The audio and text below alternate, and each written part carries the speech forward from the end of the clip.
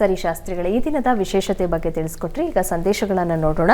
ಮೊದಲಿಗೆ ನಟರಾಜ್ ಅವರು ಮೈಸೂರಿಂದ ಸಂದೇಶವನ್ನು ಕಳಿಸಿದ್ದಾರೆ. ಅವರ ಹುಟ್ಟಿದ ದಿನಾಂಕ 28/6/1997, ಸಮಯ 4 ಗಂಟೆ ಸಂಜೆ. ಅವರ ಪ್ರಶ್ನೆ, ಕೆಲಸದಲ್ಲಿ ಕಿರಿಕಿರಿ ಇದೆ, ಪರಿಹಾರ ತಿಳಿಸ್ಕೊಡಿ ಅಂತ ಕೇಳಿದ್ದಾರೆ ಶಾಸ್ತ್ರಿಗಳು. ನಟರಾಜ್ ಅವರ ಪ್ರಶ್ನೆ, ಕೆಲಸದಲ್ಲಿ ಕಿರಿಕಿರಿ ಆಗ್ತಾ ಇದೆ, ಏನು ಮಾಡಬೇಕು ಅಂತ ಕೇಳಿದಾರಲ್ವ. ಜಾತಕ ನೋಡೋಣ. ಜಾತಕವನ್ನು ಪರಿಶೀಲಿಸುವುದಾದರೆ ನೋಡಿ, ತಮ್ಮದು ವೃಶ್ಚಿಕ ಲಗ್ನದಿಂದ ಕರ್ಮಸ್ಥಾನ ಹೇಗಿದೆ, ಏನಾಗಿದೆ ಒಂದ್ಸಲ ನೋಡೋಣ. ಕರ್ಮಸ್ಥಾನದಲ್ಲಿ ನೋಡಿ ರಾಹು ಇದ್ದಾನೆ, ಕರ್ಮಾಧಿಪತಿ ಅಷ್ಟಮದಲ್ಲಿದ್ದಾನೆ. ಕೆಲಸದಲ್ಲಿ ಕಿರಿಕಿರಿ ಆಗುತ್ತೆ, ಕೆಲಸದಲ್ಲಿ ದುಃಖ ವ್ಯಥೆ, ಈ ಕೆಲಸ ಬೇಡಪ್ಪ ಅನಿಸೋಷ್ಟು ಮಟ್ಟಿಗೆ ನೋವಾಗುತ್ತೆ. ಅಷ್ಟಮದಲ್ಲಿದ್ದರೆ ಆ ರಂಧ್ರಭಾವ ಅಂತ ಅದಕ್ಕೆ ಹೆಸರು. ಅಲ್ಲಿ ಏನಾಗುತ್ತೆ, ಎಲ್ಲವೂ ಮಾಡಿದ ಕೆಲಸ ವ್ಯರ್ಥ ಅನಿಸ್ಲಿಕ್ಕೆ ಶುರುವಾಗುತ್ತೆ, ಅಥವಾ ನಿಮ್ಮ ಕೆಲಸ ಹಿರಿಯರ ಅಥವಾ ನಿಮ್ಮ ಸೀನಿಯರ್ಸ್ಗೆ ಅಥವಾ ನಿಮ್ಮ ಅಧಿಕಾರಿಗಳಿಗೆ ಇಷ್ಟವಾಗಲ್ಲ. ಇದು ನಿಮ್ಮ ತೊಡಕು. ಪ್ರಸ್ತುತ ಈಗ ಶುಕ್ರನ ದಶೆಯಲ್ಲೇ ನಡೀತಾ ಇರತಕ್ಕಂಥದ್ದು. ತಮಗೆ ಶನೈಶ್ಚರನ ಕಾಲ ನಡೀತಾ ಇದೆ. ಶನೈಶ್ಚರ ನಿಮ್ಮ ಜಾತಕದಲ್ಲಿ, ಆತ ಕೂಡ ನೋಡಿ ಸಾಡೆ ಸಾತಿನ ಪ್ರಭಾವದಲ್ಲಿ ಬೇರೆ ಇದ್ದೀರಾ. ಈ ಪ್ರತಿ ಶನಿವಾರ ಈಶ್ವರ ಸನ್ನಿಧಾನದಲ್ಲಿ ಬಿಲ್ವಾರ್ಚನೆ ಮಾಡಿಸಿ. ಪ್ರತಿ ಶನಿವಾರ ಈಶ್ವರ ಸನ್ನಿಧಾನದಲ್ಲಿ ಬಿಲ್ವಾರ್ಚನೆ ಮಾಡಿಸಿದ್ರೆ ನೋಡಿ ತುಂಬ ಅನುಕೂಲ ಆಗುತ್ತೆ. ಮಾಡಿಸ್ತಾ ಬನ್ನಿ, 12 ವಾರ ಮಾಡಿಸಿ, ಆಮೇಲೆ ಒಂದು ಸಂದೇಶ ಕಳಿಸಿ. ಅನುಕೂಲ ಆಗುತ್ತೆ, ಆತಂಕ ಮಾಡ್ಕೋಬೇಡಿ, ಒಳ್ಳೆಯದಾಗಲಿ. ಸರಿ ಶಾಸ್ತ್ರಿಗಳೇ, ಇನ್ನು ರಾಮ್ಕುಮಾರ್ ಅವರು ಬೆಂಗಳೂರಿಂದ ಸಂದೇಶವನ್ನು ಕಳಿಸಿದ್ದಾರೆ. ಅವರ ಹುಟ್ಟಿದ ದಿನಾಂಕ 14/7/1998, ಸಮಯ 10 ಗಂಟೆ 30 ನಿಮಿಷ ಬೆಳಗ್ಗೆ. ಅವರ ಪ್ರಶ್ನೆ, ಮದುವೆ ಬಗ್ಗೆ ತಿಳಿಸಿ ಅಂತ ಕೇಳಿದ್ದಾರೆ ಶಾಸ್ತ್ರಿಗಳು. ರಾಮ್ಕುಮಾರ್ ಅವರ ಪ್ರಶ್ನೆ ವಿವಾಹಕ್ಕೆ ಸಂಬಂಧಿಸಿರ್ತಕ್ಕಂಥದ್ದಲ್ವ. ಜಾತಕ ನೋಡೋಣ. ನೋಡಿ, ತಮ್ಮದು ಕನ್ಯಾ ಲಗ್ನವಾಗಿದೆ.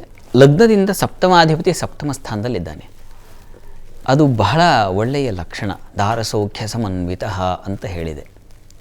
ದಾರೇಶೇ ಸಪ್ತಮೇ ಭಾವೇ ದಾರಸೌಖ್ಯ ಸಮನ್ವಿತ ಅಂತ. ಹೀಗಾಗಿ ಅನುಕೂಲ ಆಗಲಿಕ್ಕೆ ಎಲ್ಲ ಅವಕಾಶ ಇದೆ, ಆತಂಕ ಮಾಡ್ಕೋಬೇಡಿ.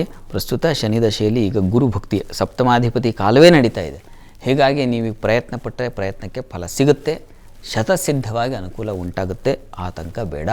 ಪ್ರಯತ್ನ ಮುಂದುವರಿಸಿ. ಭಾಗ್ಯಾಧಿಪತಿ ತುಂಬ ಚೆನ್ನಾಗಿದ್ದಾನೆ, ಅದೃಷ್ಟ ತುಂಬ ಚೆನ್ನಾಗಿದೆ. ನೋಡಿ, ನೀವು ಬಯಸಿದ್ದು ಸಿಗ್ತಾ ಹೋಗುತ್ತೆ ನಿಮಗೆ. ಅದಂತೂ ಜಾತಕ ಸೂಚಿಸ್ತಾ ಇರತಕ್ಕಂಥದ್ದು. ಮುಂದಿನ ಭಗವಂತ ಈ ಗ್ರಹಗಳ ರೂಪದಲ್ಲಿ, ಅಂದರೆ ಗ್ರಹಗಳ ಕಾಲ ರೂಪದಲ್ಲಿ ನಿಮಗೆ ಒಳ್ಳೆಯ ಫಲ ತಂದು ಕೊಡಲಿ, ಒಳ್ಳೆಯದಾಗಲಿ. ಸರಿ ಶಾಸ್ತ್ರಿಗಳೇ, ಇನ್ನು ಸ್ವಾಮಿ ಅವರು ಹುಬ್ಬಳ್ಳಿಯಿಂದ ಸಂದೇಶವನ್ನು ಕಳಿಸಿದ್ದಾರೆ. ಅವರ ಹುಟ್ಟಿದ ದಿನಾಂಕ 16/3/1988, ಸಮಯ 6 ಗಂಟೆ ಸಂಜೆ. ಅವರ ಪ್ರಶ್ನೆ, ಕೆಲಸ ಇಲ್ಲ, ಪರಿಹಾರ ತಿಳಿಸಿ ಅಂತ ಕೇಳಿದ್ದಾರೆ ಶಾಸ್ತ್ರಿಗಳೇ. ಸ್ವಾಮಿಯವರ ಪ್ರಶ್ನೆ ವೃತ್ತಿ ಸಂಬಂಧಿ ಪ್ರಶ್ನೆ. ಜಾತಕ ನೋಡೋಣ.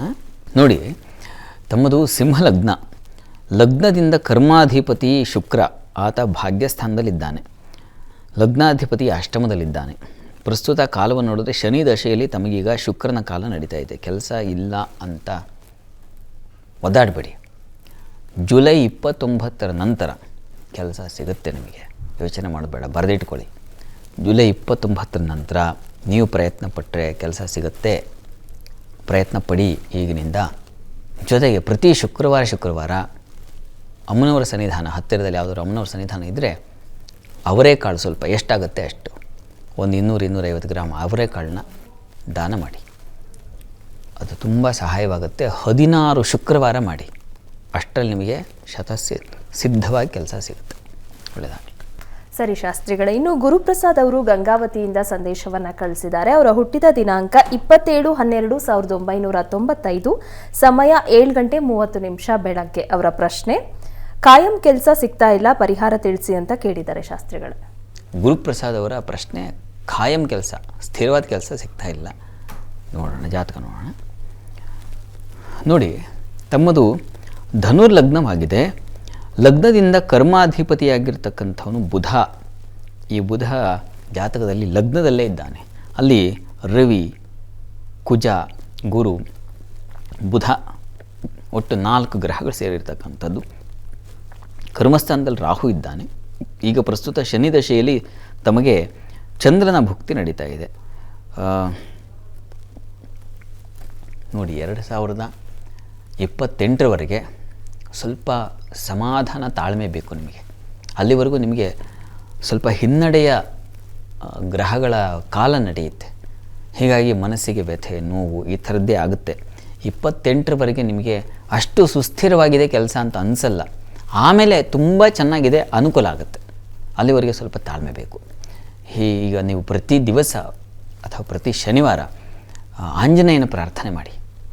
ಅದು ತುಂಬ ತುಂಬ ಮನಸ್ಸಿಗೆ ಬಲ ತಂದು ಕೊಡುತ್ತೆ, ಅನುಕೂಲ ಆಗುತ್ತೆ. ಯೋಚನೆ ಮಾಡಬೇಡಿ. 28ವರೆಗೆ ಸ್ವಲ್ಪ ಸಮಾಧಾನ ಇರಲ್ಲ ನಿಮಗೆ.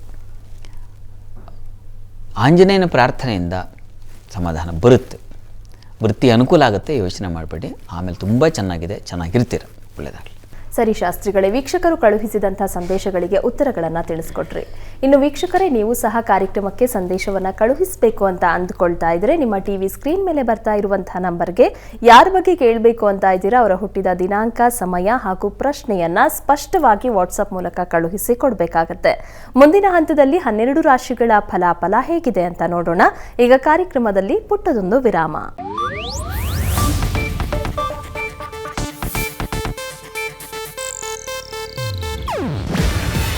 ಇದು ಏಷ್ಯಾನೆಟ್ ನ್ಯೂಸ್ ನೆಟ್ವರ್ಕ್ ಪ್ರಸ್ತುತಿ. ನೀವು ನೋಡ್ತಿದ್ದೀರಾ ಏಷ್ಯಾನೆಟ್ ಸುವರ್ಣ ನ್ಯೂಸ್.